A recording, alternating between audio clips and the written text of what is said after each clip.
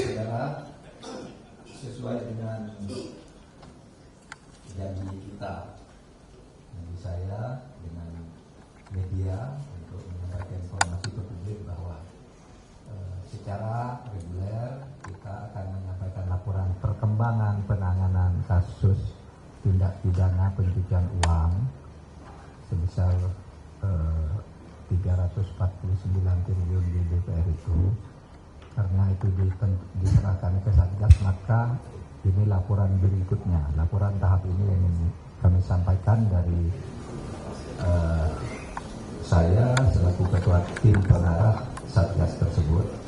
Hari ini mengadakan rapat mendengarkan laporan yang dihadiri oleh para pejabat-pejabat terkait. Ada Deputi Bidang Undang HAM sebagai ketua, kemudian ada Deputi Bidang Koordinator Kamtibmas, Kemenko dan Direktur Analisis Pemeriksaan PPATK sebagai Sekretaris Tim, dan ada Pak Kepala PPATK Pak Ivan Yustiawandana.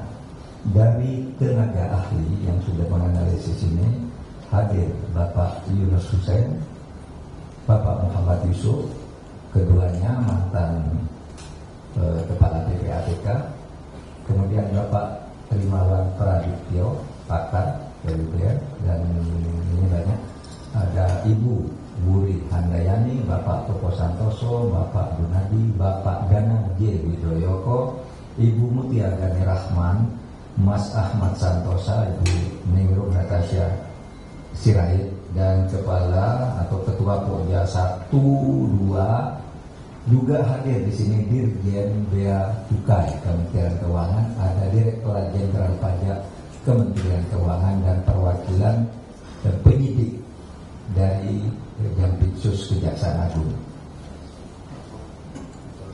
dan Polri. Baik, laporannya begini. Satgas TPPU terus bekerja untuk memastikan tindak lanjut atas penyelesaian 300 LHA, laporan hasil analisis, strip LHP, laporan hasil pemeriksaan, dan informasi dari PPATK terkait dengan Kementerian Keuangan sebesar 349 triliun rupiah, khususnya terhadap nilai transaksi sebesar 189 triliun yang merupakan transaksi terbesar dalam kasus importasi emas. Setelah diadakan pendalaman antara Satgas TPPU, Ditjen Bea Cukai, Ditjen Pajak bersama KPK, dan tentu ada Kejaksaan Agung dan Polri di tim ini, ditemukan hal-hal seperti berikut.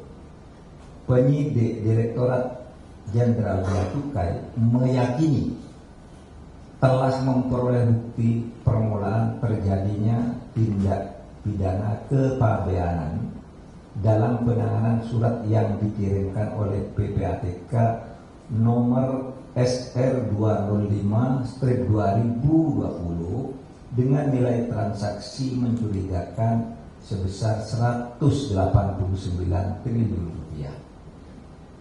Penyidik telah menerbitkan surat perintah penyidikan bernomor 7 tanggal 19 Oktober 2023 dengan dugaan pelanggaran Undang-Undang Kepabeanan dan Undang-Undang Tindak Pidana Pencucian Uang, serta sudah menyampaikan surat pemberitahuan dimulainya penyidikan atau SPDSP kepada Bidang Pidana Khusus Kejaksaan Agung Republik Indonesia. 2.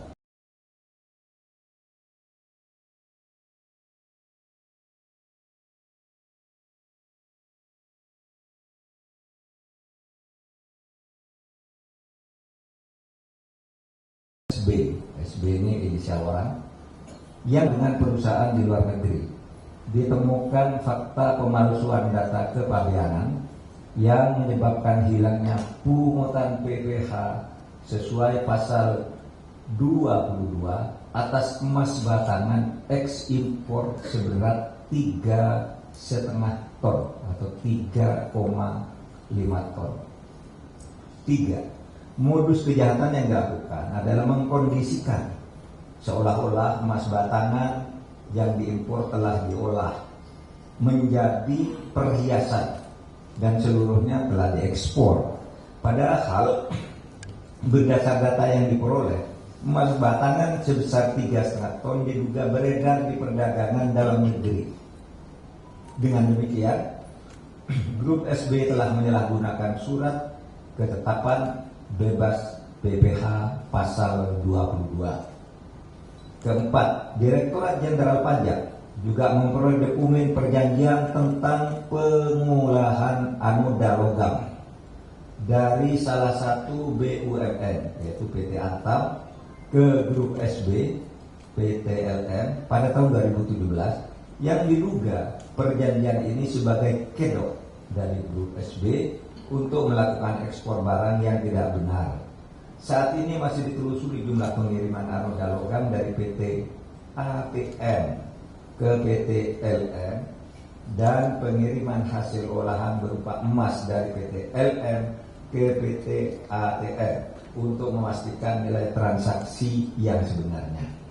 Yang kelima, Direktorat Jenderal Pajak memperoleh data bahwa Grup SB melaporkan SPT secara tidak benar, sehingga Direktorat Jenderal Pajak menerbitkan surat pemerintah pemeriksaan bukti permulaan atau SPINBUKPER tanggal 14 Juni tahun 2023 terhadap 4 wajib pajak Grup SB. Data sementara yang diperoleh terdapat pajak kurang bayar beserta denda yang diperkirakan mencapai ratusan miliar rupiah untuk Grup SB. SB memanfaatkan orang-orang yang bekerja padanya sebagai instrumen akan tindak pidana kepabeanan, perpajakan, dan tindak pidana pencucian uang.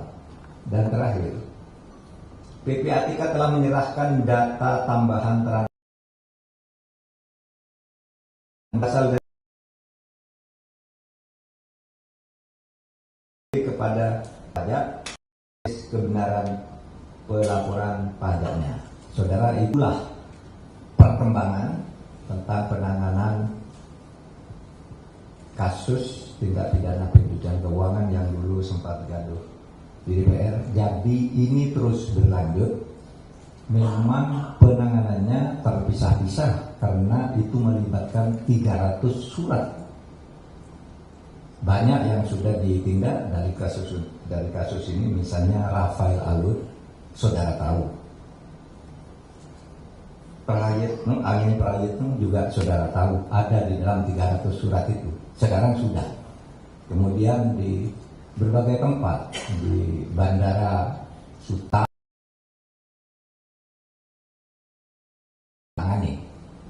kemudian administratif, mutasi, penurunan pangkat dan sebagainya sudah ada. Semua pidananya harus terus dilanjutkan dan banyak yang bertanya mengapa lama.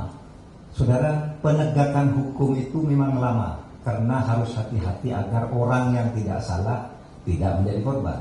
Beda dengan kejahatan. Kejahatan itu bisa dilakukan orang dalam 1 menit, tapi kejahatan yang 1 menit itu kalau disidik ke proses hukum bisa memakan waktu berbulan-bulan bahkan tahunan. Jadi 1 menit bisa dibanding tahunan antara kejahatan dan penegakan hukum itu.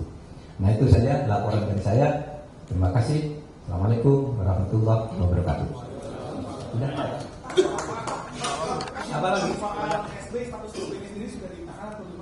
Kenapa? Masih sakit? Sakit apa? Sakit di rumah sakit. Bukan tidak pidana lagi. Hah? Bukan tidak pidana lain. Kemarin sempat Bareskrim mau dilibatkan. Apakah jadi? Ya, Bareskrim kan sudah di sini, sudah terlibat. Sudah bagian dari tim ini. Bareskrim, Kejaksaan Agung itu tim dari ini. Maka saya tadi nyebut KPK khusus karena KPK bukan menjadi bagian dari tim, tapi bagian untuk kerjasama. Cukup. Untuk SB sendiri apa sudah keluar penahanan untuk dilarang keluar negeri dan sebagainya? Sudah SPDP. Apa? Pencekalan dari KPK. Apa lagi?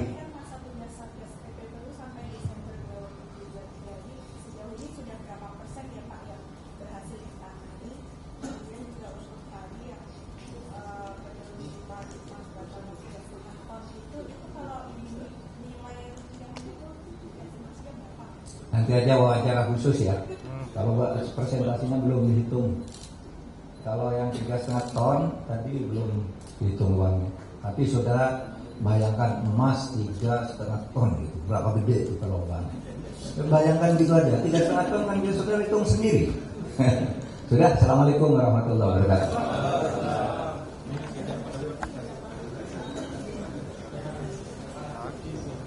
Ikuti terus berita menarik lainnya. Jangan lupa like dan share seluruh akun Tribun Medan. Download Tribun X sekarang.